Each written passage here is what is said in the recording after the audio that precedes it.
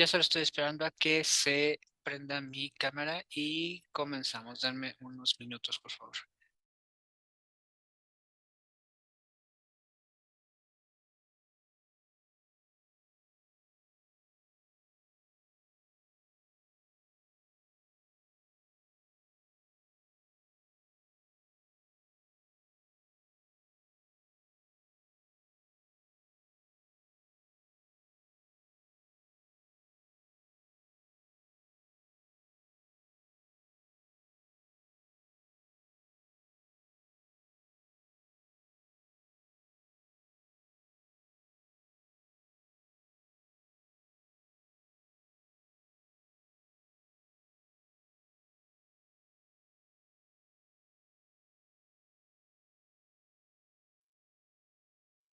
Ok, estamos listos. Ahora, sí, ¿qué tal? Muy buenas tardes, ¿cómo están? Espero que estén muy bien. Bienvenidos a esta tercera sesión, que en realidad, técnicamente hablando, podría contar como la primera. Antes de comenzar, díganme, bueno, más bien, levanten la mano aquí en el Zoom si me escucho bien o si tengo que hacer algo con el audio. Por favor, levanten la mano si me escucho bien.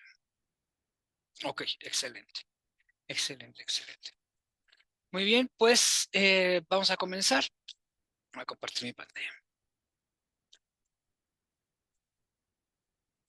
El día de hoy vamos a revisar algunos que yo considero que son conocimientos clave am, que tenemos que manejar con bastante fluidez antes de atrevernos a hacer o querer hacer una modificación del comportamiento. Eh, pero antes de eso, vamos a problematizar un poco, ¿no? ¿Qué es una modificación de comportamiento? Eh, y si es diferente a un entrenamiento. Aunque regularmente en foros públicos yo expreso que son dos cosas muy distintas. Eh, denme un segundo.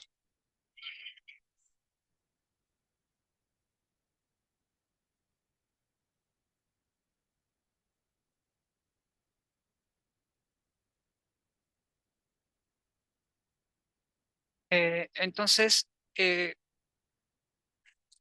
decía, en foros públicos yo regularmente soy muy tajante al decir que la modificación conductual y el entrenamiento son dos cosas distintas. Pero eh, a ustedes sí les tengo que decir que realmente no lo creo así. Y no lo creo así porque al final del día, un entrenamiento es una modificación del comportamiento. Y una modificación del comportamiento muchas veces termina siendo un entrenamiento. ¿Ah? Entonces, esta diferencia que se marca es porque creo que sí es necesario establecer que regularmente un entrenador no utiliza estos conceptos clave para el diseño de su plan de entrenamiento ni para sus entrenamientos. Entonces, eso sí termina creando una diferencia sustancial y observable en los resultados a los que se llega. ¿Ah? En estos días he tenido la oportunidad de convivir con un grupo de entrenadores eh, bastante activo y bastante, con muchas opiniones muy interesantes. Eh, y una de las cosas que expresan es que llegamos al mismo punto al hacer una cosa u otra. Sin embargo, no me parece así, pero lo que sí creo es que puede parecer que llegamos al mismo punto. Ajá. Si un entrenador le enseña a un perro a sentarse, se va a ver técnicamente igual que si un modificador de conducta lo hace. Pero el entrenador se va a preocupar sobre la topografía de ese comportamiento, es decir, cómo se ve. ¿no? En dónde está colocada cada una de las partes del cuerpo, hacia dónde va la visión, cómo está el hocico, se va a preocupar de todo eso. Un modificador de conducta se va a preocupar de eso y aparte se va a preocupar de lo que sucede internamente en el perro. Es decir, va a intentar establecer eh, qué músculos se están utilizando, qué hormonas está segregando el perro en ese momento, qué neurotransmisores está utilizando eh, para realizar esa acción. Y es por esas preocupaciones que técnicamente hablando, diría yo, que no llegamos al mismo punto, ¿vale? Eh, creo que si pensamos establecer una diferencia entre el quehacer de un, uh, un entrenador y un modificador de conducta, esta diferencia sería que el modificador de conducta se preocupa de lo que no puede ver, de lo que no puede observar directamente. Entonces tiene que hacer un montón de inferencias, un montón de hipótesis que después tendrá que comprobar, o sencillamente imaginarse a partir de la información que tiene qué es lo que está sucediendo. Entonces, para empezar con esta sesión, que como les explicaba por el grupo de WhatsApp, esta parte que voy a explicar yo va a ser totalmente en vivo y está disponible en Facebook. Ahí mismo van a poder consultar la grabación. Pero después de aquí voy a cerrar la transmisión por Facebook. Nos vamos a quedar aquí en el Zoom para que otra persona con mayor rango y experiencia que yo les explique más o menos lo mismo que intento explicarles aquí. ¿Ah? Entonces, por un tema de derechos de autor y otras cuestiones, eh, esa parte de la sesión no la voy a poder dejar disponible para que la observen más tarde.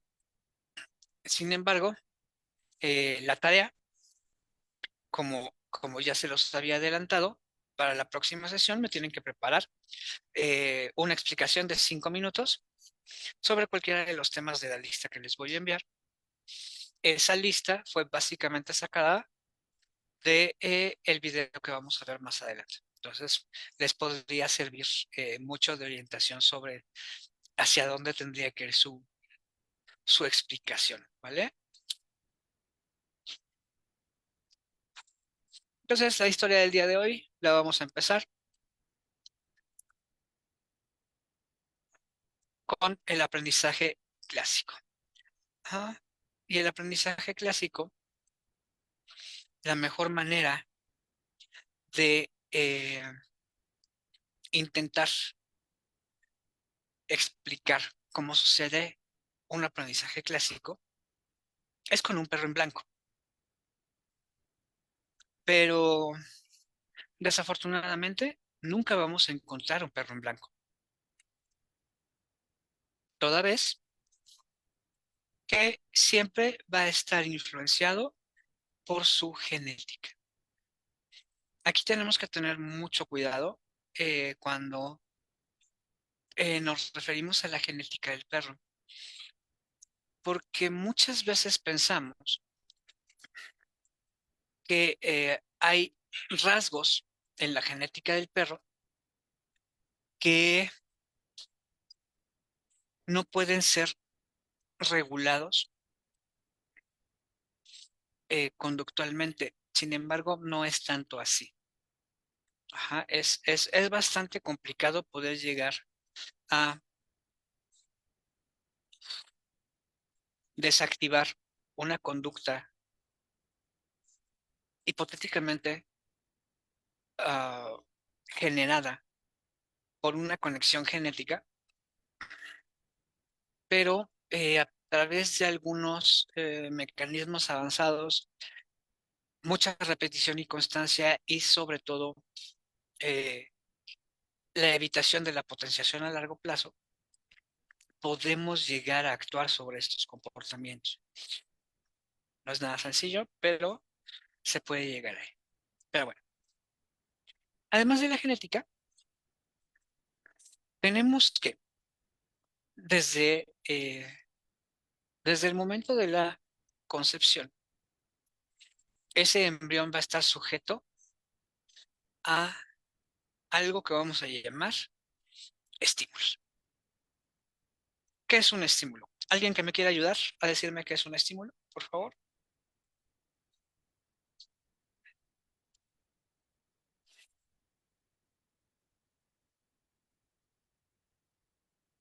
Hola. Armando, adelante. Este, pues es todo, híjole, se me fue la palabra. Bueno, todo aquello que genera una reacción, eh, ya sea, ¿cómo se llama? Se me fue. Estoy aquí chameando. Se me fue la palabra. Todo aquello que genera una reacción en el organismo es un estímulo. Ok, más o menos. Ada. Algo que se aplica o bueno, que existe, pero genera un cambio en el ambiente. Ok. Max.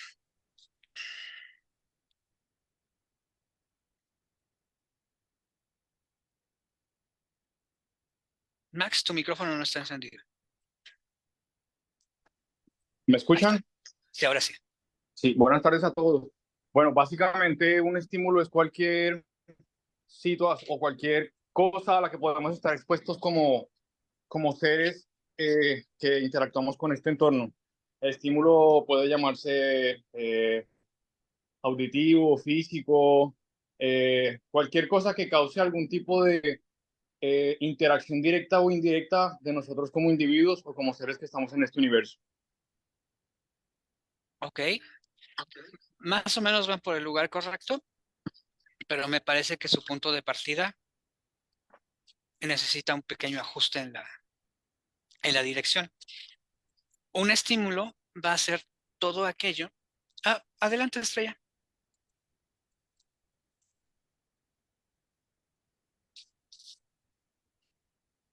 Ah, ok.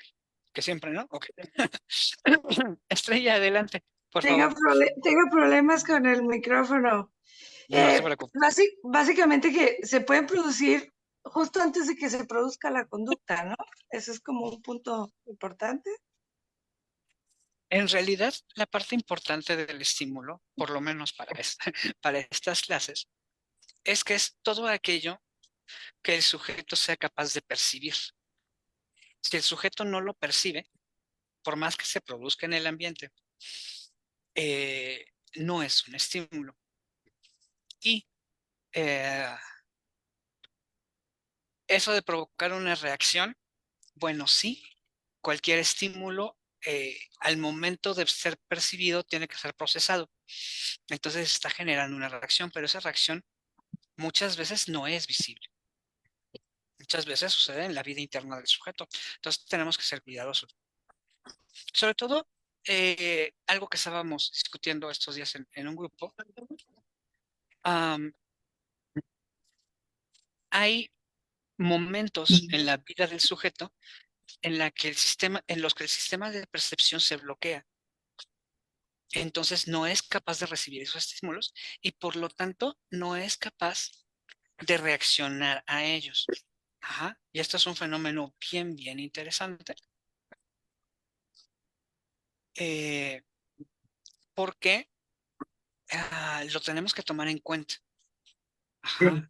Por ejemplo, a nosotros nos interesa muchísimo, muchísimo este fenómeno en la reactividad, por ejemplo. ¿Ok? ¿Dudas hasta aquí? No. Ok, excelente. No, todo Entonces, bien. déjenme bajar las manitas. Ahí estamos.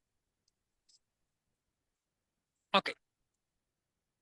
Cuando llega un estímulo, este estímulo llega a una neurona. Esa neurona uh, transporta la información al cerebro, el cerebro la procesa y tiene que tomar una decisión. ¿Esto es peligroso o no es peligroso? Para saber, si tiene que estar alerta o no ante este estímulo.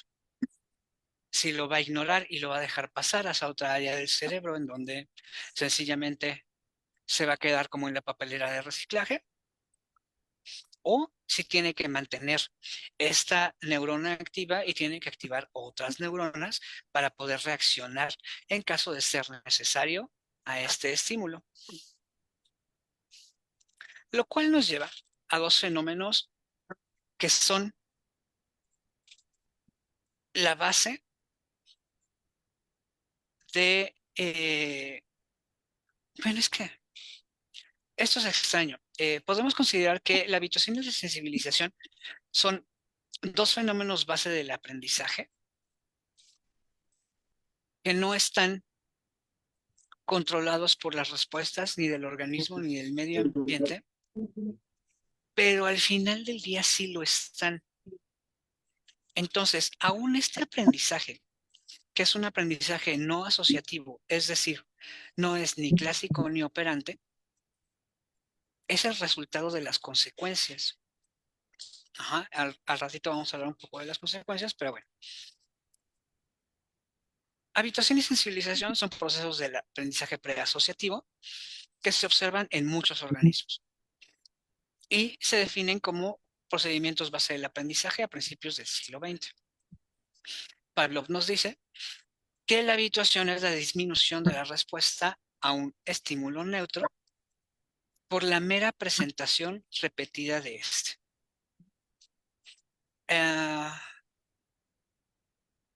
Muchas personas que se dedican a la crianza dicen, sí, claro, es que yo habitúo al perro a los sonidos porque desde muy chiquitos les pongo su música y sus sonidos fuertes para que entonces se acostumbren y ya no les sorprendan ni les cause ningún miedo.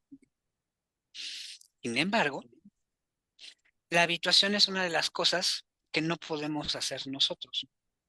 No hay un procedimiento para habituar al sujeto a hacer las cosas en términos estrictos. Ajá, en términos muy, muy estrictos, no podemos nosotros hacer una habituación.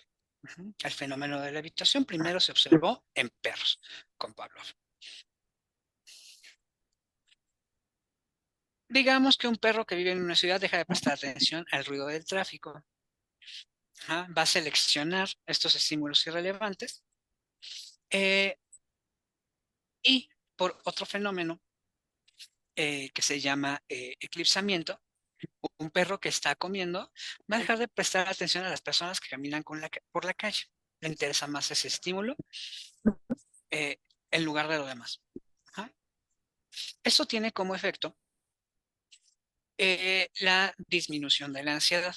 Ajá. Digamos que un perro que es llevado al veterinario regularmente deja de sentir ansiedad por las visitas. Pablo, ¿me puedes repetir cómo se llama eso? ¿Cómo se llama el fenómeno? Antes de eso, el overshadowing, ensombrecimiento o eclipsamiento. Eclipsamiento, eso, ya. ¿Ok? Sí. Ahora, esto se refiere a la vida interna del perro, no se refiere a lo que nosotros estamos haciendo. Y mucho ojo con eso, porque mucha gente comete el error de decir que está habituando al perro a algo, y no es cierto. Es algo que nosotros no podemos hacer. El perro lo hace por sí mismo y es algo sobre lo que no tenemos básicamente control, pero vamos a hablar de un procedimiento más adelante sobre el cual actuamos en estos fenómenos. Por el otro lado, la sensibilización es el aumento de la respuesta a un estímulo por la mera presentación repetida del mismo. Esto está descrito en Cannon en 1915 y igual, las investigaciones se hacen con perros. Este fenómeno nos hace poner mayor atención a los estímulos aversivos o peligrosos. Ajá. Un perro que es atacado por otro se vuelve más sensible a la presencia de perros extraños. Y esto es bien importante porque con la sensibilización tenemos un efecto de generalización casi instantánea con un efecto de desbordamiento. Es decir, una vez que el individuo se sensibiliza a un estímulo, empieza a ser más sensible a otros estímulos adyacentes. Ajá. Se queda eh, tocado, como diríamos acá en México, se queda, se queda nerviosito por esas cosas y eso lo hace estar mucho más, tener reacciones mucho más exageradas a otros estímulos. Ajá. Estos dos estímulos nos permiten adaptarnos, bueno, estos dos fenómenos, perdón, nos permiten adaptarnos a nuestro entorno y responder de manera, entre comillas, eficiente a los estímulos. A través de los sentidos, los seres humanos recibimos información. Habituación y sensibilización son los fenómenos de aprendizaje que les dan al cerebro la información que necesita para saber si esos estímulos son relevantes o no para nosotros. La habituación es la disminución de la respuesta a un estímulo neutro por la mera presentación repetida del mismo. Esto significa que si un estímulo se presenta repetidamente, el cerebro aprende a ignorarlo. La sensibilización, por el otro lado, es el aumento de la respuesta a un estímulo por la mera presentación repetida del mismo. Esto significa que si un estímulo se presenta repetidamente, el cerebro aprende a responder de manera más intensa a él. Estos dos fenómenos son importantes para el aprendizaje y la adaptación. Y ahora probablemente se preguntarán, ¿cómo es que los dos fenómenos parecen estar regulados por la misma variable, pero nos dan resultados distintos? Esto me parece a mí que se da a partir de el tiempo que tiene el individuo para recuperarse de su respuesta incondicionada después de la presentación del estímulo, antes de la siguiente presentación del mismo estímulo. Y es por eso que yo no haría esto de ponerle música todo el tiempo a los cachorros. Eso no les da tiempo a recuperarse de cualquier reacción que pudieran tener. Pero ahora me dirán, bueno, es que funciona. Sí, sí funciona, pero no funciona por habituación. Funciona por otro fenómeno. Y es un fenómeno que les voy a recomendar que siempre intentemos evitar, pero bueno, llegaremos ahí, ¿no? Entonces, aquí nos podemos explicar un poco por qué de repente el perro ya no quiere comer de sus croquetas o al perro ya no le gusta su juguete. Ajá. Se habitúa tanto a la presencia de este estímulo que le empieza a parecer irrelevante. Y por eso el mejor remedio para hacer que un perro coma las croquetas que no le gustan es sencillamente hacer que este alimento vuelva a ser relevante. Muchos lo logran sencillamente cambiando el tipo de alimento. Ajá. Cambios, variaciones ligeras en la presentación del estímulo significan un estímulo distinto y por lo tanto puede funcionar, pero eventualmente ese estímulo también dejará de ser relevante. La forma más fácil de tratar esta situación eh, sin tener que estar cambiando de alimento a cada rato es darlo como recompensa durante el entrenamiento y entonces el perro va a entender que es relevante porque es lo que le está diciendo que hizo las cosas bien. ¿Vale?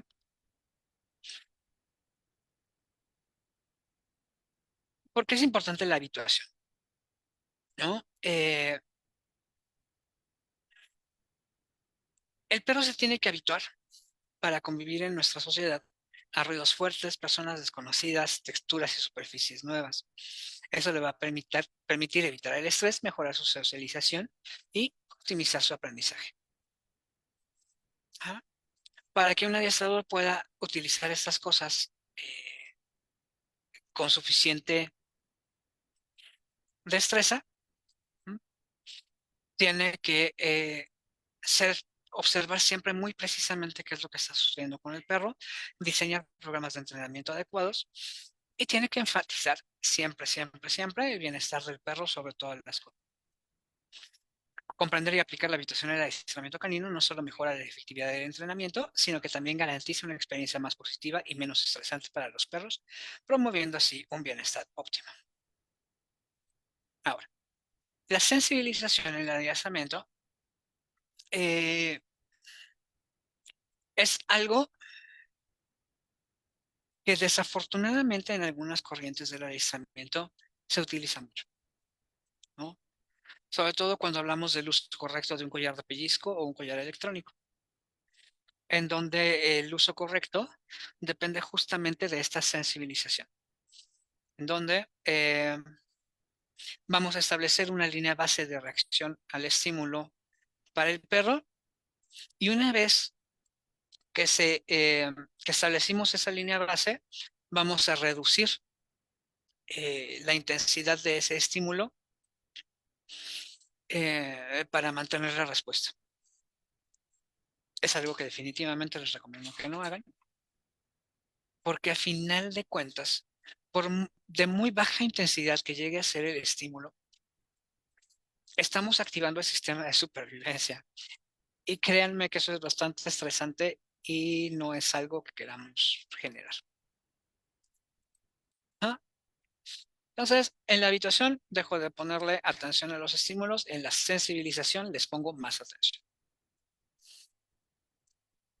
Tuve la oportunidad de que el doctor Eduardo Polín hiciera una revisión a estas explicaciones, gracias a un amigo mío, Héctor Arribas, en España.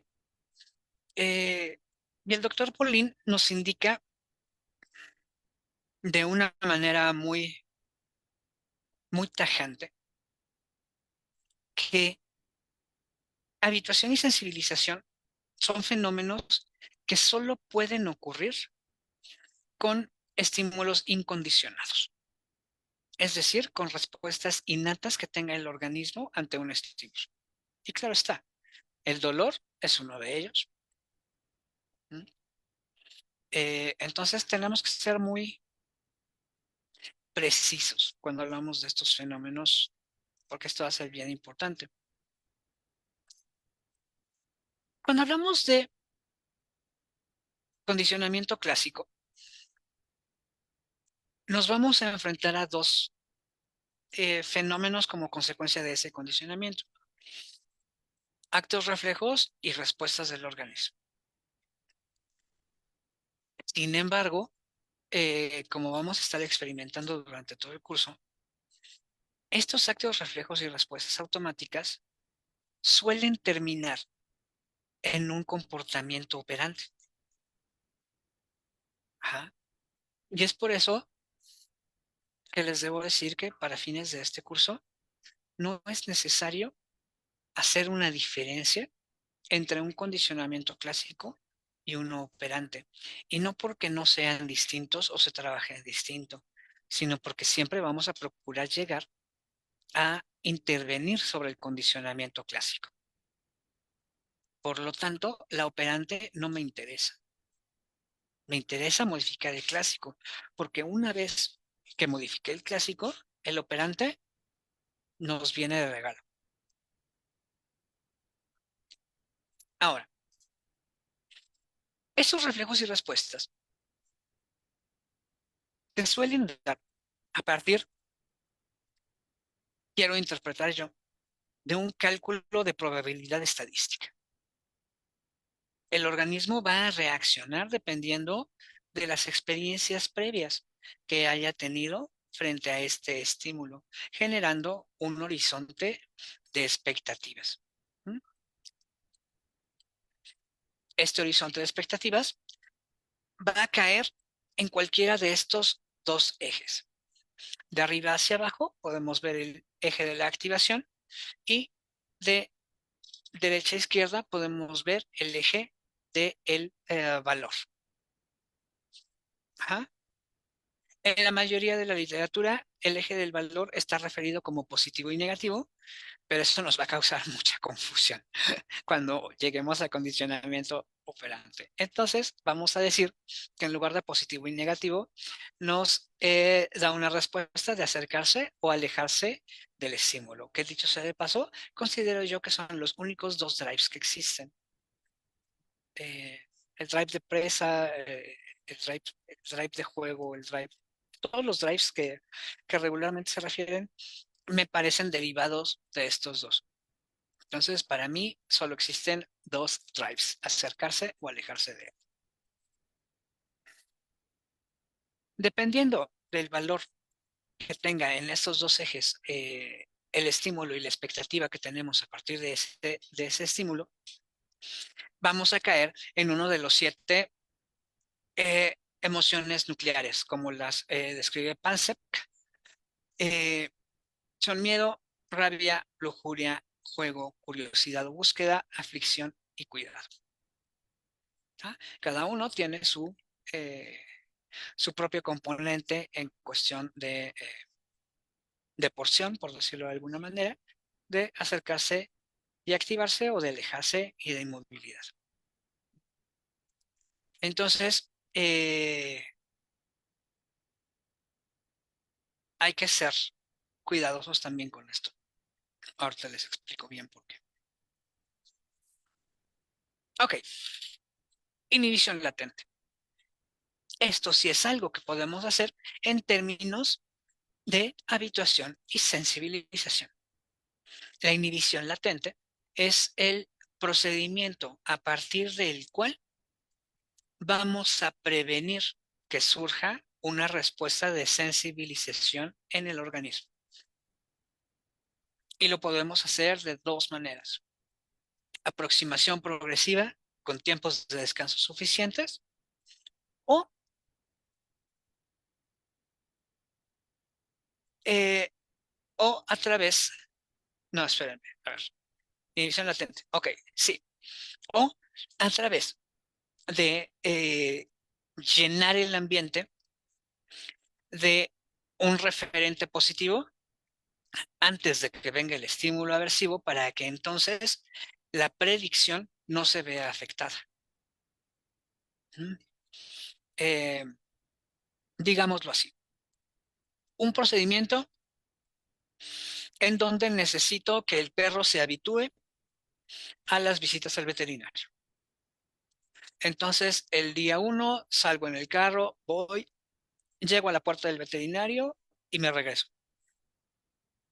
Y el siguiente día voy, llego a la puerta del veterinario, entro con el veterinario y me salgo, ¿no? Al tercer día voy, ahora saludamos al veterinario. Al cuarto día, ahora el veterinario le da premios. Al quinto día, ahora el veterinario juega con él. ¿Ah? Estoy estableciendo un antecedente positivo que al momento que el veterinario le tenga que poner la inyección va a tener mucho menos, ese estímulo aversivo que el perro sintió va a tener mucho menos antecedente que lo positivo que ha sucedido. Entonces, han pasado tantas cosas positivas que lo negativo lo podemos ignorar un poco. Es como la desensibilización, más o menos, pero no podemos desensibilizar algo que todavía no es sensible. Entonces, por eso la precisión en el término, porque sí, parece una desensibilización sistemática, que dicho sea de paso, no hay desensibilización si no es sistemática, eh, pero la desensibilización sistemática la utilizamos una vez que ya hubo un, una mala experiencia y esa mala experiencia nos generó la predicción. Esa predicción nos va a generar anticipación y esa anticipación es la que queremos eliminar a través de una desensibilización sistemática. Y justamente aquí tenemos a la desensibilización sistemática y al contracondicionamiento. Estos son remedios. Estos van a ser lo que vamos a intentar para curar lo que ya generamos o lo que ya estuvo ahí o lo que ya sucedió. El contracondicionamiento Se refiere a el cambio de valor emocional de la respuesta que ya tiene el organismo, y la desensibilización sistemática. Lo que queremos lograr con esto es algo que en términos muy humanos llamamos irrelevancia aprendida. Es decir, esto me importaba, pero ahora ya no me importa. Estos procedimientos requieren de mucha repetición. Hay maneras más rápidas de hacerlo. Y desensibilización sistemática y contracondicionamiento son dos procedimientos que van de la mano. ¿Por qué? Para llegar a un contracondicionamiento real, necesito primero tener una desensibilización sistemática completa. De otra manera, voy a empezar a mezclar las cosas y el procedimiento va a ser más complicado y va a depender sencillamente de números. Y los números nos dicen que para contracondicionar un estímulo aversivo, tienes que tener el doble de experiencias positivas que de las negativas que ha recibido el sujeto, lo cual se vuelve muy complicado con perros ya adultos. Entonces, imagínate que el perro lleva 3 años teniendo ansiedad por separación, entonces vas a necesitar unos 6 años para quitarle el problema. Entonces, son muy buenos procedimientos, pero suelen resultar ineficientes.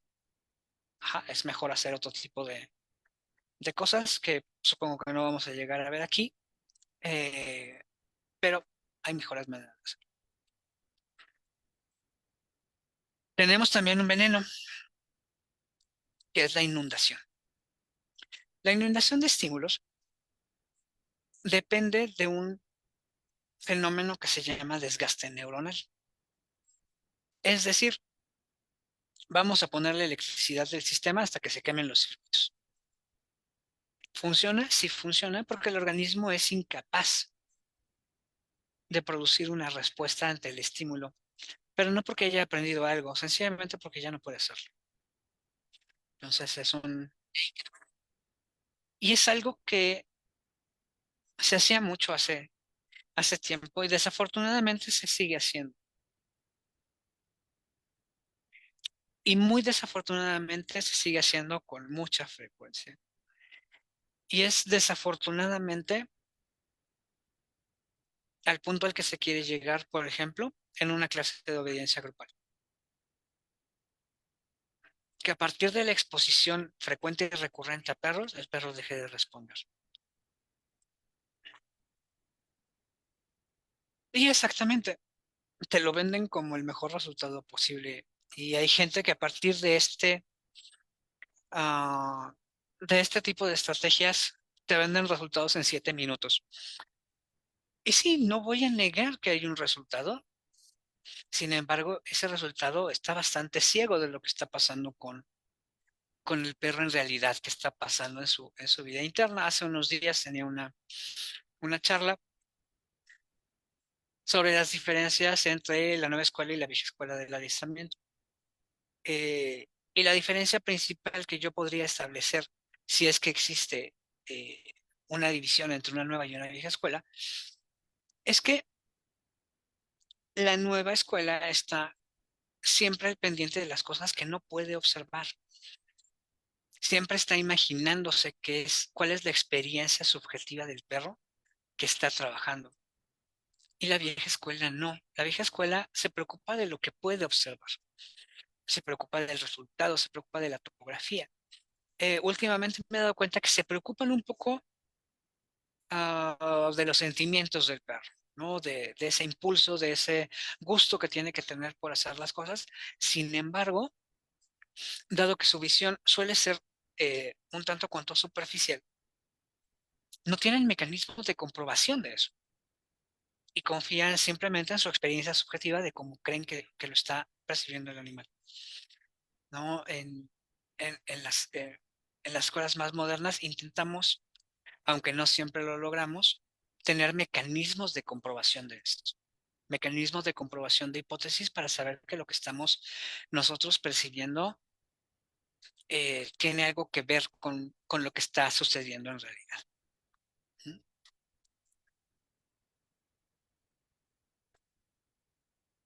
Ese es el territorio, en palabras cortas, del condicionamiento clásico o respondiente. A ver, barájame la más despacio, Armando.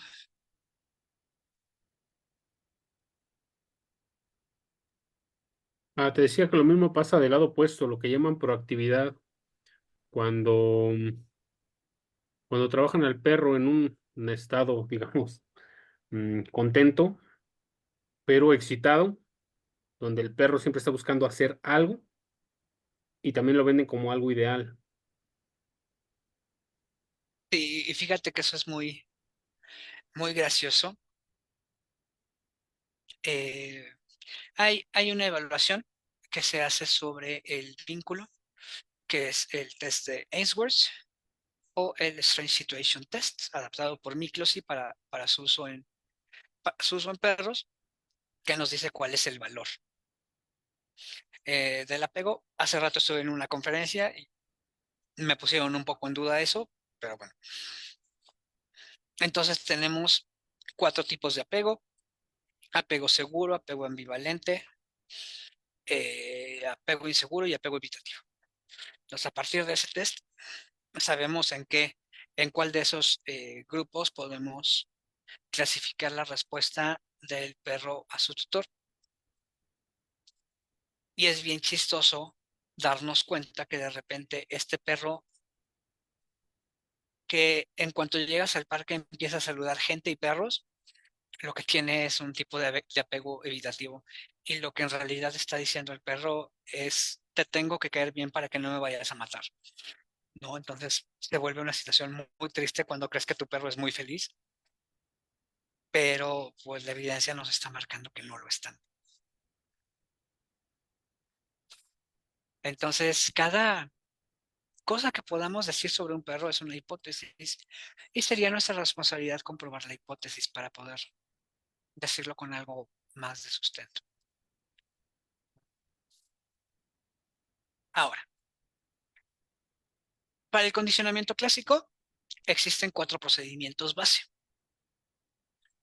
Estos procedimientos base son estos tipos de condicionamientos: condicionamiento simultáneo, de demora, de huella y retroactivo. En el condicionamiento simultáneo, el estímulo neutro, que se va a volver nuestro estímulo condicionado, se presenta al mismo tiempo que el estímulo incondicionado. Es decir, clic y comida al mismo tiempo. En el condicionamiento de demora, esto no se puede hacer con un clicker.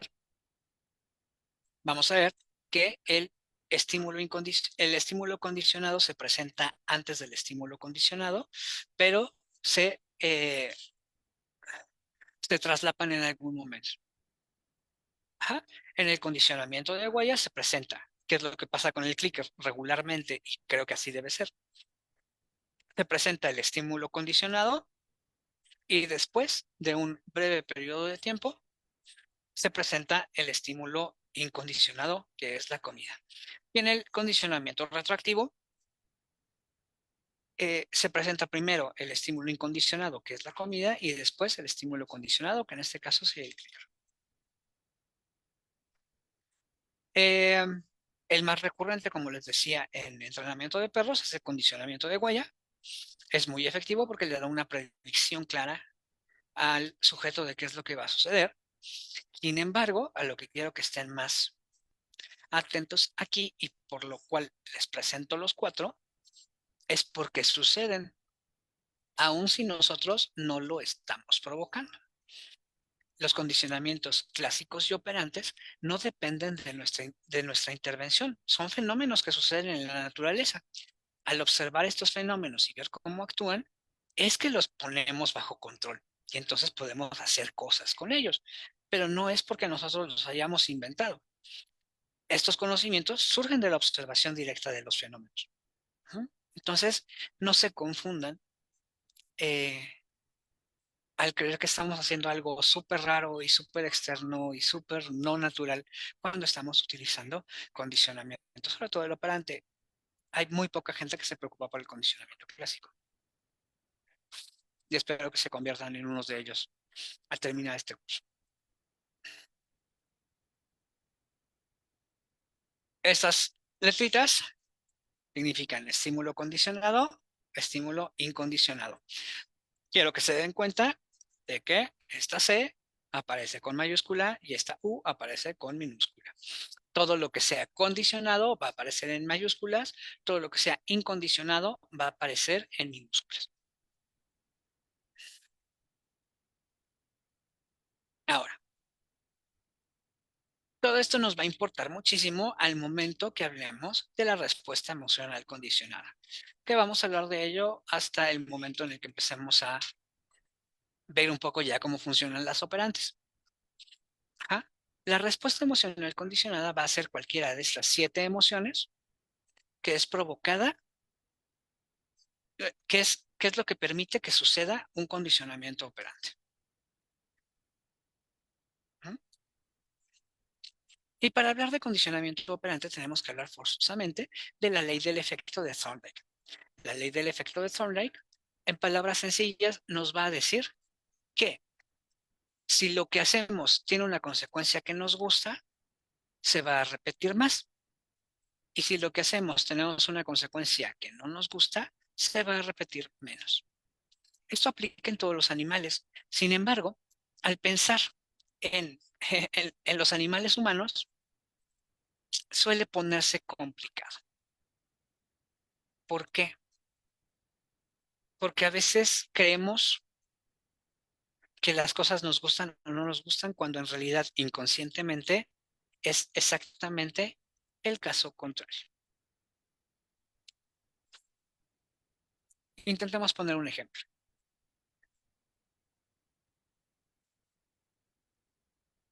Creo que me gusta jugar fútbol,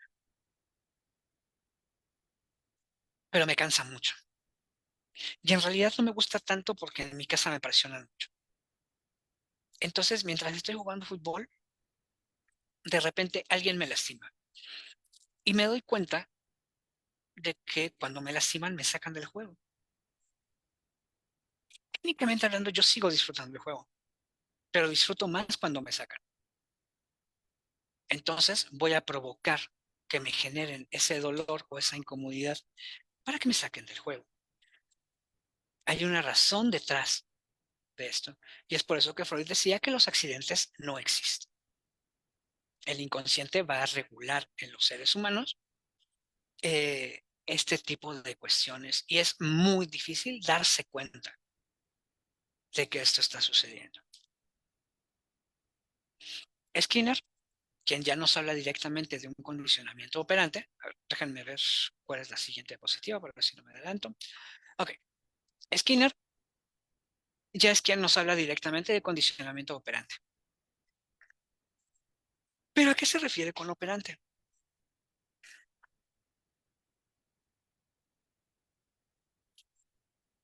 Se refiere exactamente lo mismo que nosotros cuando decimos que a alguien lo van a operar. Vamos a hacer algo sobre el medio ambiente. Eh, el condicionamiento operante se refiere a que todo comportamiento tiene una función y un efecto sobre el medio ambiente. Un animal hace algo para modificar su medio ambiente. ¿Ah? Y es aquí en donde están nuestros famosísimos 4 cuadrantes del condicionamiento operante. Refuerzo positivo, refuerzo negativo, castigo positivo y castigo negativo. Aquí están con P porque así lo van a encontrar en la mayoría de los artículos científicos que lean al respecto. Eh, ya es un término tan común que regularmente ya en los artículos en español lo encuentran con una C, el castigo, pero eso se presta a algunas confusiones. unas confusiones bastante interesantes. Y hay algo muy interesante aquí. En, en ningún curso, creo yo, me han hablado de esto, pero se me hace algo súper importante. Aquí estamos teniendo refuerzos y castigos condicionados. ¿Por qué? Porque están con mayúscula. Pero también existen los refuerzos y castigos no condicionados. Entonces, ojo con eso. Ojo con eso porque muchas veces eso es lo que no nos permite avanzar durante un entrenamiento, que no le estamos poniendo atención a estos reforzadores y castigos no condicionados. Tenemos que siempre establecer una línea de base para saber cuál es la reacción de este perro individual a un estímulo en concreto.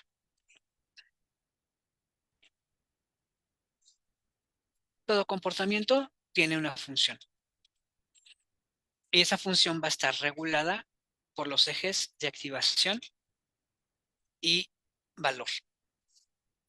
Ajá. Y no en muchos lugares se hace, pero a mí sí me gusta establecer algunas diferencias con respecto a algunos términos. eh, y para este curso va a ser muy necesario que las hagamos, porque si no nos vamos a confundir. Me refiero a, primero, castigo, corrección y abuso. ¿Alguien que se atreva a decirme cuál sería la diferencia entre los tres? Yo mero. Adelante. Bueno, el castigo es una consecuencia que nosotros ponemos después de una acción mm, para que la acción no se vuelva a repetir. La corrección es cuando hace algo mal, le muestras la manera de hacerlo bien, y el abuso, em, pues es un castigo de una magnitud muy alta. Ok, ¿alguien más?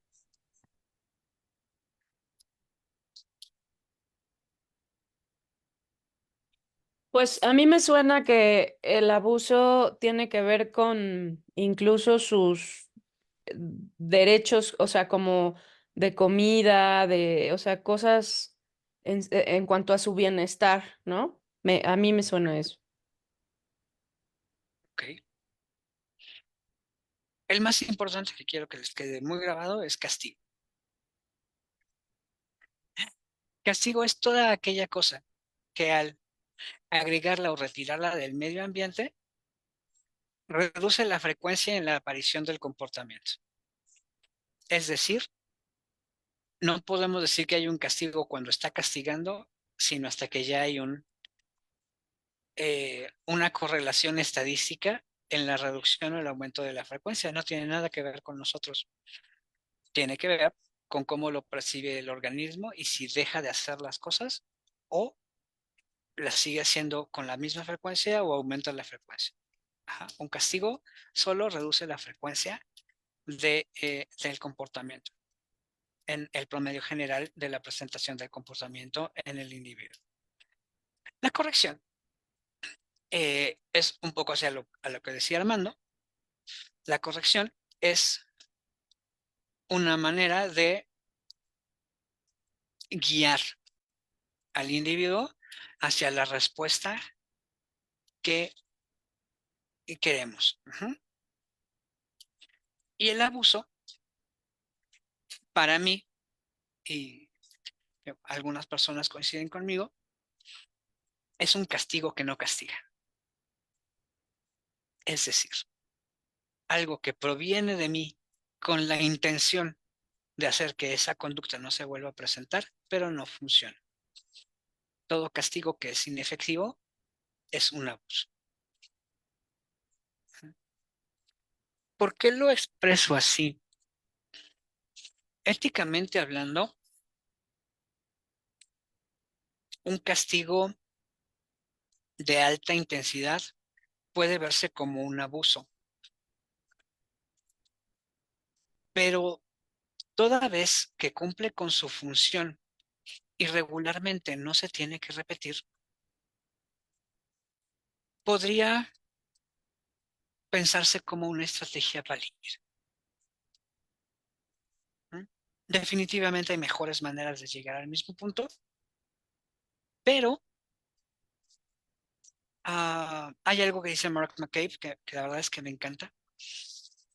Si voy a utilizar un estímulo aversivo con un animal, lo voy a utilizar en la magnitud más baja posible y tiene que significar un cambio radical en la vida del individuo. Y en ese caso, puedo inclusive llegar a justificar el uso del castigo, aunque para fines de este curso, el castigo no va a formar parte de ninguna de nuestras estrategias de solución. ¿Por qué? Porque es un procedimiento demasiado avanzado.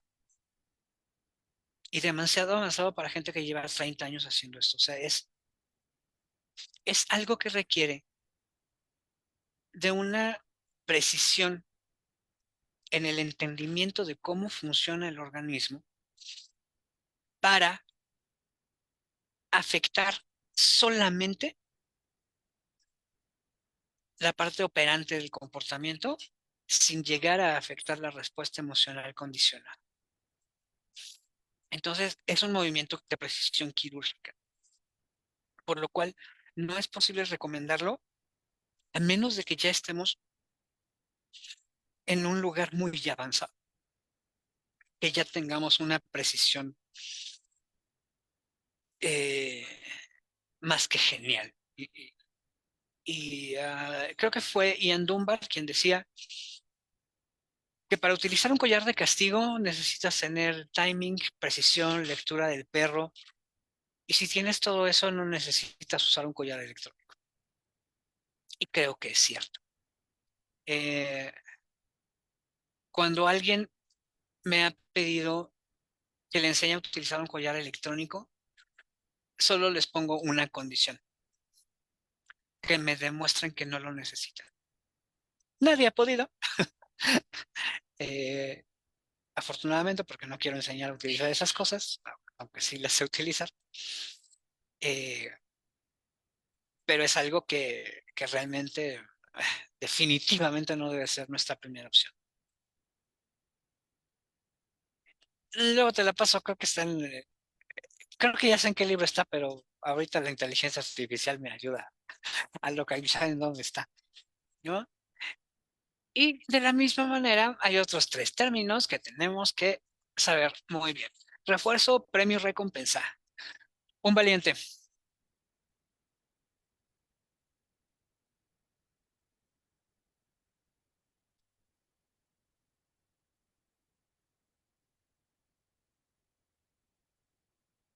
Pues ya que no hay voluntarios, Armando, yo sé que tú te la sabes. Bueno, refuerzo es todo aquello que nosotros mm, agregamos después del comportamiento que hace que se repita de nuevo el comportamiento. Eh, un premio es después del comportamiento, algo que nosotros, bueno, no, que no necesariamente nosotros agregamos, pero que está, puede ser en el ambiente o que podemos agregar nosotros, em, que eleva el estado emocional, no sé, es que no sé cómo decirlo, si positivo o, o adecuado, no sé cómo se pueda llamar. Y recompensa es todo aquello por lo que el perro o por lo que el animal trabaja y obtiene al final. A ver si ando por Ok, ahí. ok. Bueno, pues un refuerzo, igual que el castigo, no se define en términos de lo que nosotros hacemos, sino en términos de lo que sucede en el promedio general de la presentación de la conducta del individuo. Es decir, un refuerzo es todo aquello que va a aumentar la frecuencia en la aparición de un comportamiento.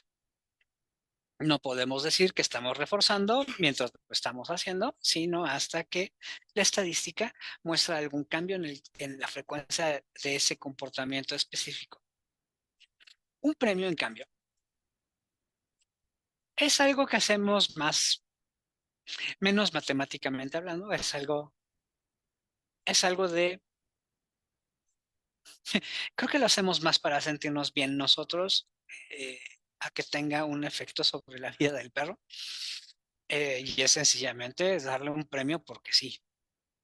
No va a tener ninguna influencia sobre sobre el comportamiento de nuestro individuo. Y la recompensa, de igual manera, es regularmente lo que hacemos al finalizar una sesión, ¿no? Como para que se quede tranquilo, para que se quede feliz, para que se quede a gusto, pero de igual manera no va a tener una correlación directa en la presentación del comportamiento en el individuo. Y aquí hay que tener cuidado,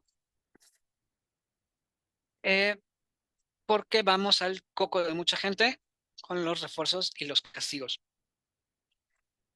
Tanto refuerzo como castigo es algo que podemos quitar o podemos poner sin importar cuáles sean los dos. Déjenme abrir el pizarrón para explicarlo, intentar explicarlo de una mejor manera. ¿Dónde está el pizarrón?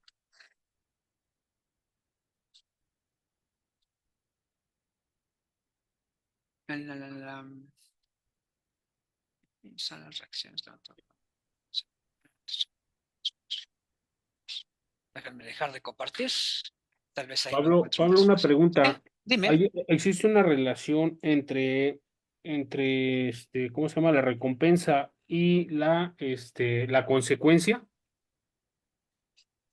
Digamos, o sea, no es algo que fomente que el comportamiento se repita o se inhiba, ¿no? O que deje de presentarse.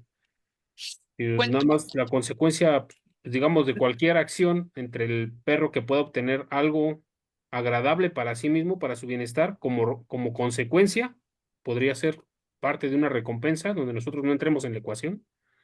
dime tú cuál es la diferencia práctica para que un comportamiento se vincule ya sea a una recompensa o a un castigo, a un refuerzo o a un castigo. ¿Cuál sería el diferencial? El Para que diferencial, se vincule o no se vincule. Ajá. pues la percepción del propio sujeto, como lo perciba él, pues si él lo percibe positivo, bueno, agradable, pues se vuelve No, positivo. Sí, no la diferencia entre refuerzo y castigo, sino entre que el refuerzo o el castigo sea efectivo o no sea efectivo. pues sigue siendo la percepción del animal, ¿no? Bueno, del sujeto. Si, si no lo, pues sí, si no lo percibe prácticamente como nosotros lo estamos indicando, o sea, haz de cuenta, no sé, si nosotros damos un, una palmada en la espalda, nosotros pensando que estamos reforzando y el perro lo percibe como algo no agradable o no le gusta el contacto, digamos, pues no se vuelve un refuerzo, sino se vuelve un castigo. Es la percepción del propio sujeto, supongo. ¿Pueden ver mi pizarrón? Espérame, espérame.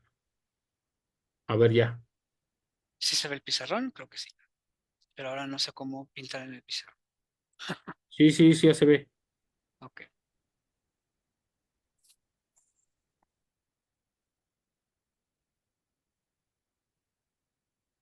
Sí, y ahora no encuentro los controles para dibujar en el pizarrón. Pizarrón, pizarrón. A ver, a ver si renovándola me permite hacerlo. Pues no, fíjate que en realidad el diferencial, te quedaste como encerrado en cómo percibe el animal y de eso va a depender si se convierte en un refuerzo o un castigo. Pero hay dos reglas para establecer si algo va a funcionar o no en esos términos, que son la contingencia y la contigüidad. Es decir, cómo, cómo el individuo va a vincular esos dos eventos. Y eso depende del tiempo. En un experimento en palomas, se estableció que si pasa un periodo de 10 segundos entre un comportamiento y, eh, y una consecuencia, la consecuencia no va a tener ya ningún efecto sobre el comportamiento. A esto se hizo con palomas. Eh, y, es, eh, y es muy importante decirlo. ¿Por qué? Porque cuando decimos que estamos cargando el clicker, por ejemplo, tenemos un tiempo promedio para sonar el clicker y que el perro obtenga la recompensa de 0.25 segundos. Un cuarto de segundo es el tiempo que tenemos para que podamos hacer esa asociación. Esto vamos a ver que puede ser no tan cierto cuando haces otro tipo de cosas porque hay forma de vincular tiempos más largos a recompensas. Pero el diferencial sería el tiempo. Eh, y Ay, la Pablo, me hubieras consecuencia, dicho que era el timing. ándale, pero la consecuencia, eh, esa sí tiene que ser percibida como parte de una contingencia. Cuando yo hago esto, sucede esto. ¿Por qué? Porque el ABC del comportamiento, que es la unidad mínima que tenemos para el análisis del comportamiento, establece en el perro esta idea de que sí, cuando pasa esto, yo hago esto, entonces sucede esto. El Y por, antecedente, y- lo que decimos muchas veces, dejar que el perro resuelva qué tiene que hacer para obtener o para que creemos nosotros el refuerzo o el castigo, por así decirlo. sí, y esa en realidad me parece una aproximación bastante peligrosa a la generación de comportamientos. ¿Por qué? Ese periodo de indecisión es demasiado estresante. Es demasiado estresante para cualquier individuo. Y creo que muchas veces nuestra responsabilidad está en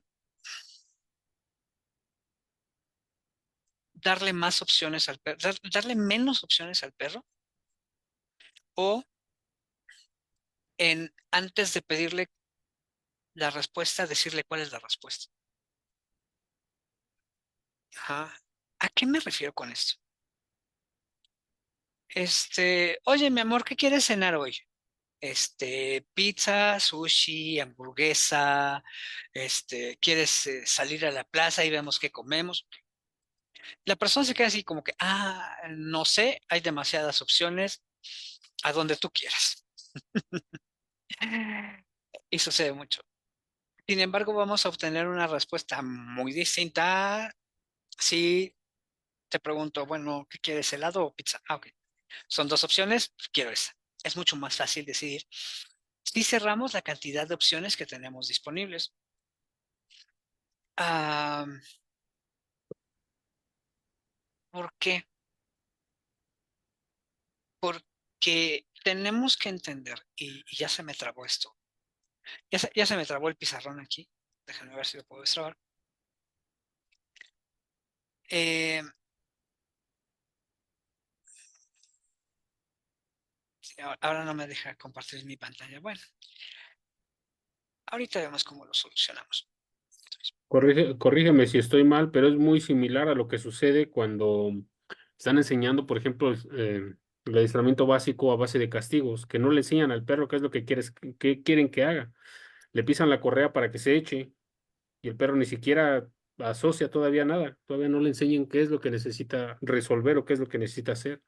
Y por ejemplo, cuando enseñan mediante luring, que enseñan, van guiando al perro a que se siente, después se eche y posteriormente dejan que el perro resuelva, digamos, lo que mencionamos hace rato, que el perro vaya averiguando qué es lo que necesita hacer para obtener el reforzador.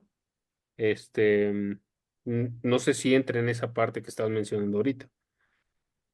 Abriste 2 latas de gusanos. Em, ok. Pisar la correa para que el perro se eche. Técnicamente hablando, estamos hablando de un refuerzo negativo. El refuerzo negativo se trata de, a partir de un estímulo aversivo, generar un comportamiento. Entonces, técnicamente hablando, eso cae dentro de los refuerzos. Eh, es una técnica que obviamente jamás vamos a promover porque hay mejores maneras de utilizar el refuerzo negativo y en casos muy puntuales y específicos, si son técnicas avanzadas, eh, por ejemplo, en el sistema CAT. En el sistema CAT es un sistema que depende exclusivamente de refuerzo negativo. ¿Por qué? Supongamos que tengo un perro que percibe como aversivo el estímulo de ver a un humano. ¿Cómo rayos le hago para trabajar ese perro? Pues es muy simple. Vamos a jugar con el refuerzo negativo. Entonces, sencillamente, te acercas al perro, el perro te ve y te vas. Te vuelves a acercar y te vas. Y te vas a ir dando cuenta de que ese momento en el que el perro levanta la cabeza para verte, cada vez sucede después, mientras más te vas acercando más a él y cada vez sucede más tarde. El perro está muy contento porque ya aprendió que volteándote a ver, te vas. Le diste el control del entorno. El refuerzo negativo utilizado de una manera ética se refiere a eso, a darle al animal el control de su entorno. La técnica que utiliza Casey Cover, por ejemplo, ah, de al mismo tiempo que entregarle el control al animal, darle una predictibilidad más variada, al avisarle todo lo que vas a hacer y todo lo que estás haciendo. Ah, sí, mira, hola rinoceronte, esta es una jeringa, te voy a limpiar el cuerno infectado con esta jeringa y entonces ahora voy a poner la jeringa aquí, bla, bla, bla, y le da al rinoceronte la oportunidad de alejarse. Y después el rinoceronte solito regresa y dice, ah, bueno, otra vez, a ver, vamos a seguir jugando a esto, porque ya me gustó. Y es una forma, es uno de los atajos que tenemos para generar una respuesta emocional condicionada distinta, hacer un contracondicionamiento sin necesidad de desensibilización. Y la verdad es que son técnicas fascinantes y efectivas de una manera realmente impresionante. Realmente, realmente impresionante. Eh, y la otra lata de gusanos que abriste ya no me acuerdo cuál era. Refuerzo negativo y... La parte de Luring. el luring. Ok, luring no es condicionamiento operante. ¿Por qué? Simplemente porque no puedes presentar la consecuencia antes del comportamiento. Si la consecuencia está antes del comportamiento, hay algo mal en tu operante. Porque, una vez más, el fenómeno de eclipsamiento. Una vez que el perro está enganchado con el trozo de alimento, todo lo demás se vuelve irrelevante. Por lo tanto, no hay un aprendizaje. El luring se debe utilizar única y exclusivamente para generar una memoria muscular, es decir, un procedimiento inconsciente. Y es por eso que mucha gente se queda atorada en luring, porque creen que es algo que está aprendiendo el perro, y no es cierto. Y es por eso que el luring se tiene que desvanecer muy rápido en el proceso de aprendizaje si es que lo vas a utilizar, porque al final del día es una técnica válida para generar un comportamiento. Parece que mi compartir pantalla ya no va a funcionar. Déjenme intentar reiniciarlo en el teléfono. Pero mientras tanto, vayan diciéndome si tienen alguna duda hasta aquí. Adelante, Max. Pablo, hablando del tema del luring y pues lo que nos acabas de decir, ¿cómo te explicas la manera de entrenamiento de Nino Drower? STSK9. Ujú. Ok. Aquí tengo unas notas sobre eso.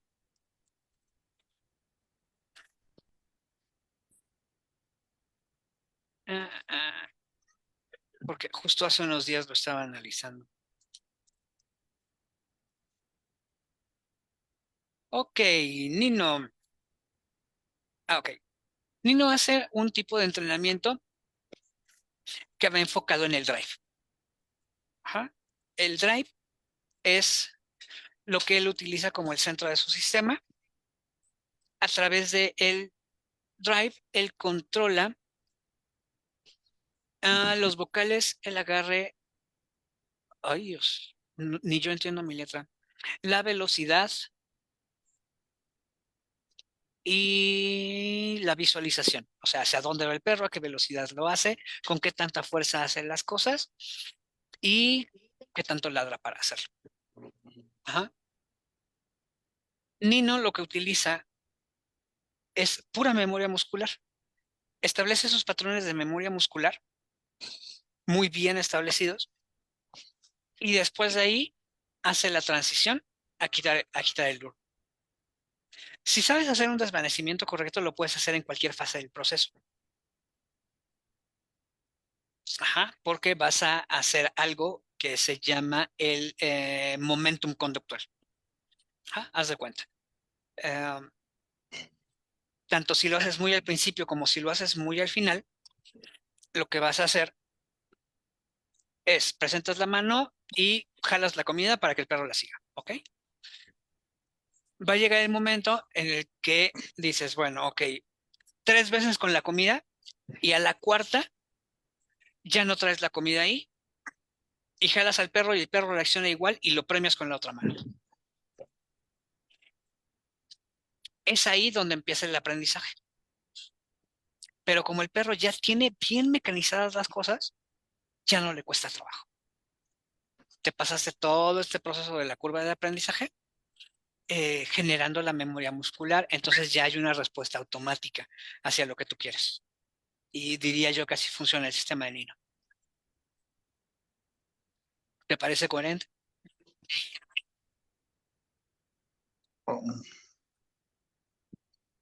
¿Me escuchas? Sí.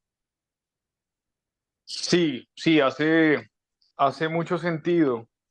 De hecho, la parte del desvanecimiento era algo que no tenía muy claro y creo que me lo acabas de explicar de una manera un poco más precisa. En Ujú. cualquier lugar que estudies estas cosas regularmente, te explican el desvanecimiento así y no le ponen la suficiente atención, porque es un procedimiento muy fácil de explicar. Ya en la práctica se complica un poco, sobre todo si estás ya trabajando a altas velocidades. Por eso el sistema de Nino es algo complicado de aplicar, porque ya te requiere de mucha destreza técnica. ¿Por qué?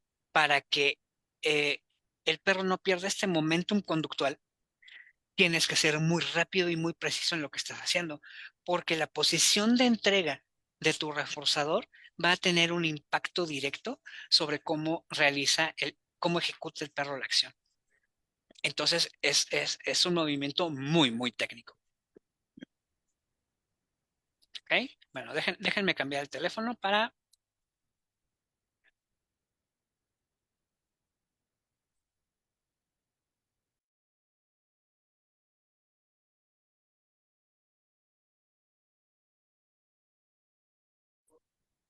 Listo, ok, estoy aquí de regreso. Ahora déjenme intentar regresar a la computadora, porque si no, no voy a estar cómodo.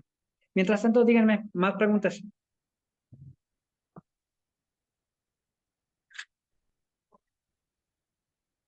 Y sí, Armando, al rato te platico cómo va lo de Nino.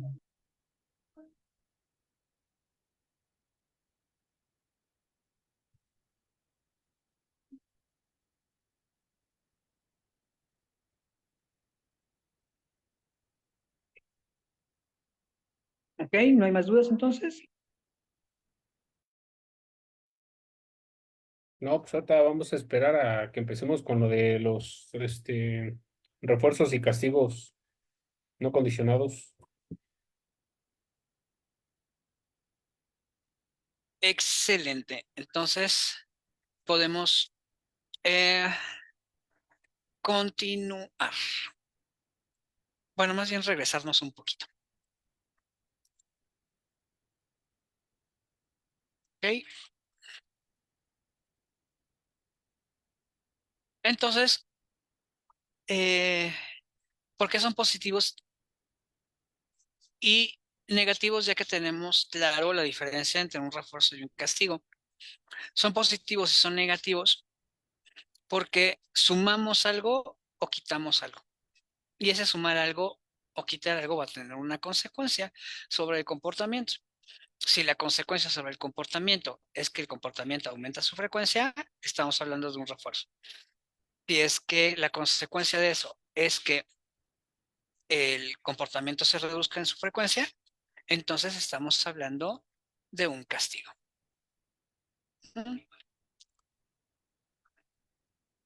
Lo cual nos lleva a uno de los temas más bonitos del mundo, que es el refuerzo diferencial.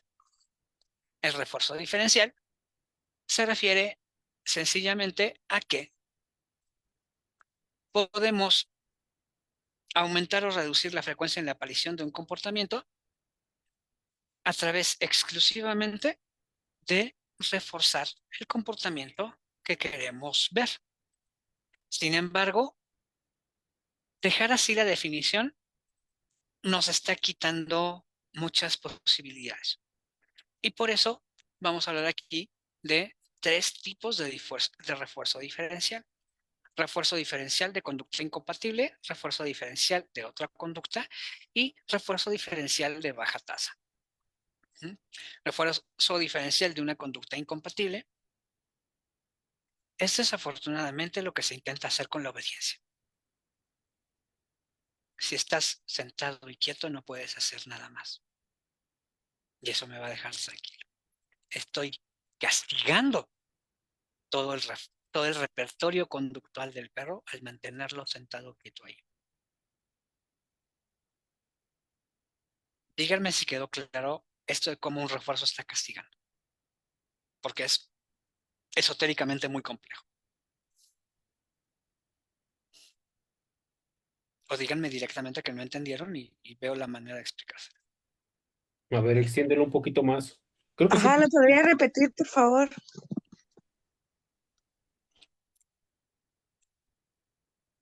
Tenemos 24 horas en un día. Y digamos que el perro se la pasa, digo, no es posible, pero se la pasa corriendo 23 de las 24 horas del día. Si yo tengo al perro sentado durante 2 horas, entonces correr todo el día resulta castigado. Pero no lo estoy castigando con un aversivo, lo estoy castigando al sencillamente reforzar que el perro permanezca sentado.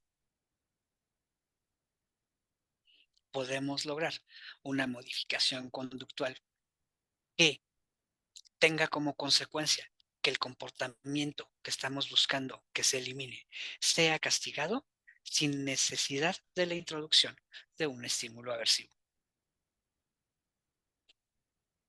¿Ahora sí o le doy más? No, dale más.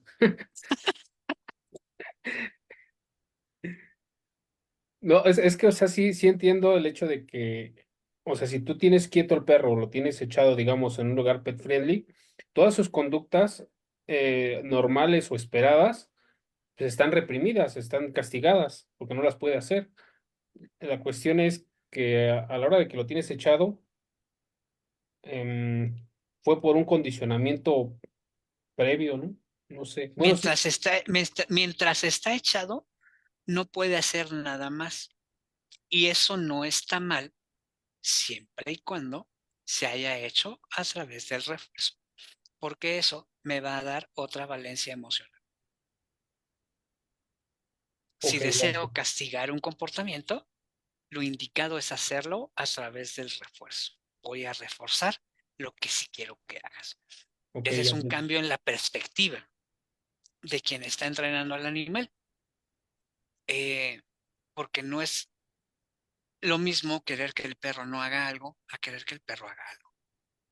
Y creo yo que un entrenador lo único que debería de hacer es justamente entrenar las cosas que queremos ver en el perro y no lo que no queremos ver, porque eso no lo puedes entrenar. No puedes practicar no hacer. Ok, ok. Ujú. Ahora, eso con respecto al refuerzo diferencial de la conducta incompatible. Ahora, refuerzo diferencial de otro comportamiento. Hay un ejercicio muy padre de Karen Prior con los delfines que se llama Show Me Something New. Enséñame algo nuevo. Eh, si no lo han hecho, puede sonar bastante fantasioso, pero no es así. Cuando el animal está en un... Cuando el animal es optimista y sabe que puede intentar varias cosas y que muchas cosas le generan recompensas, va a ir aumentando su repertorio conductual, al grado que podemos instalar la indicación de enséñame algo nuevo. Haz algo que no hayas hecho antes y te será recompensado. Y creo que es una de las instrucciones más bonitas de todo el repertorio de conductas que podemos entrenar, porque además es un indicador muy confiable de si el perro es optimista o es pesimista, es decir, si espera una recompensa, si espera un estímulo apetitivo o un estímulo aversivo, ¿no? Para decirlo en términos correctos. ¿Dudas con ese? No, creo que no. Ok. Y Bueno, vamos a... Yo estoy, los yo demás no estoy un sé, poco para que perdido no. todavía. ¿Todo bien? ¿Todo bien? Ok, perfecto. Yo todavía estoy un poco perdido. ¿En Sí, qué estás podría perdido? dar otro ejemplo, por favor. ¿En refuerzo diferencial de otra conducta? Ok. Sí, Hay mucha gente que entrena, por ejemplo, cuando el perro sale a la calle, le ladra a todos los perros. Ok. Pero de repente, el perro, antes de empezarle a ladrar a los otros perros, me voltea a ver. Y recompenso ese que me voltea a ver. Estoy recompensando otra conducta que no es incompatible con ladrar, porque puede voltearme a ver y seguir ladrando, pero le estoy recompensando esa otra cosa que está haciendo en lugar de lo que hacía antes. No me importa cuál sea el cambio de comportamiento, hacia qué comportamiento estoy llegando, pero te estoy reforzando porque me presentaste otra cosa. Eso lo utilizamos muchísimo, muchísimo en indefensión aprendida.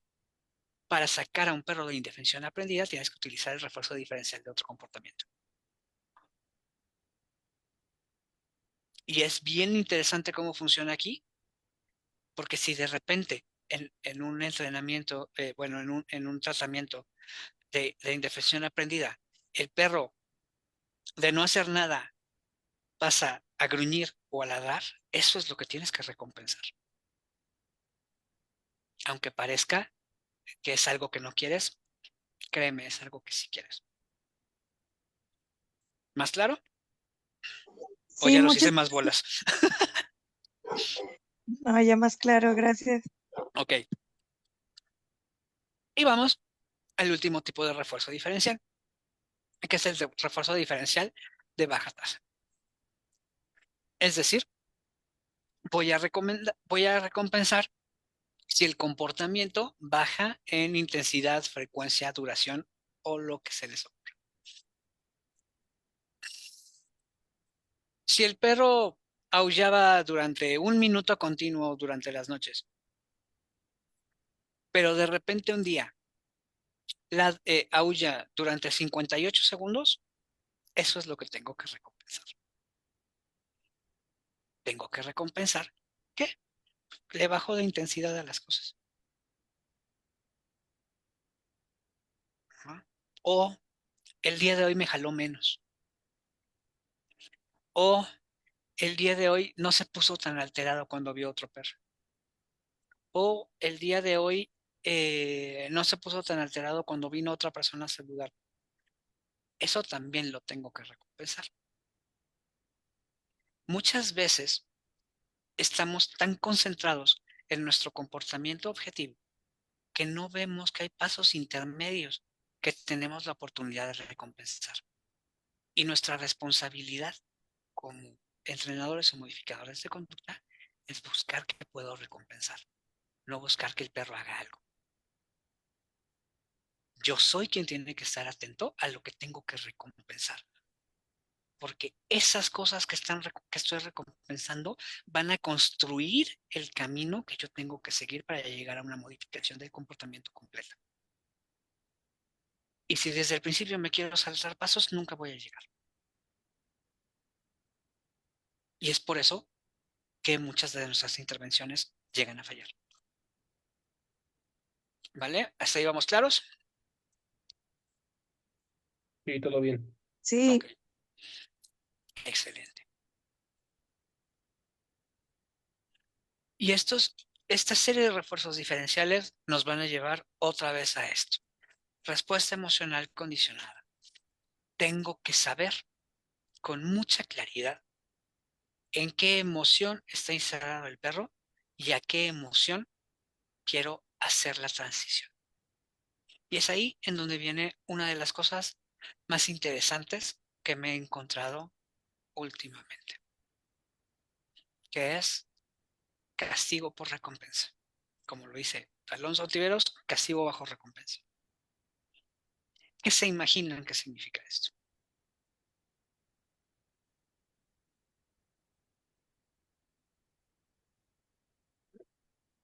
En cambiar la valencia, lo que antes era un castigo, hacia algo recompensante o agradable.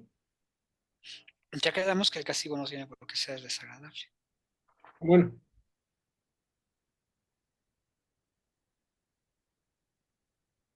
Quítense de la idea de que el castigo es forzosamente un estímulo agresivo, porque no lo es.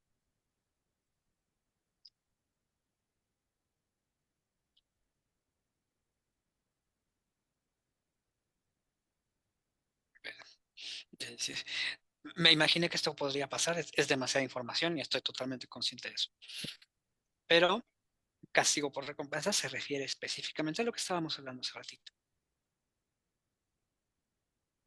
A través bueno, hace rato hablábamos de cómo a través de un proceso de reforzamiento lográramos que se castigara una conducta. Pero ahora estoy hablando de recompensa, no de refuerzo. ¿Por qué creen?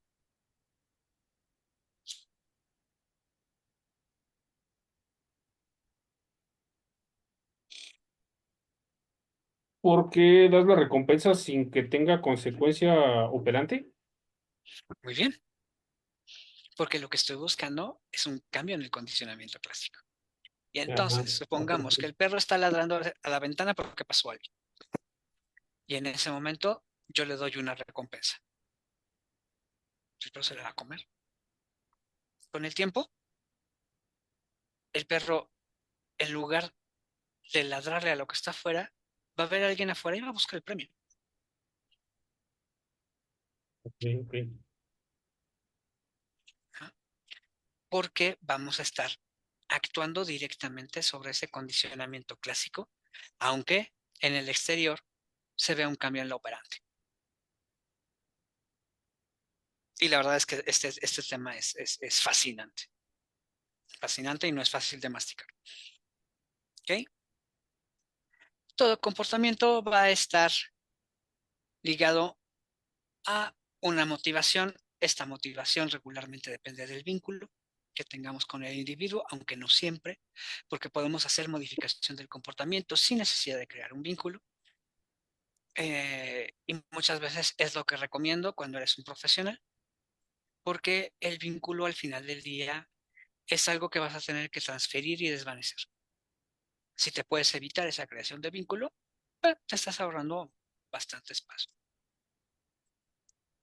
Y hay un montón de técnicas para conseguir el comportamiento. En la próxima sección de esta clase vamos a ver algunas.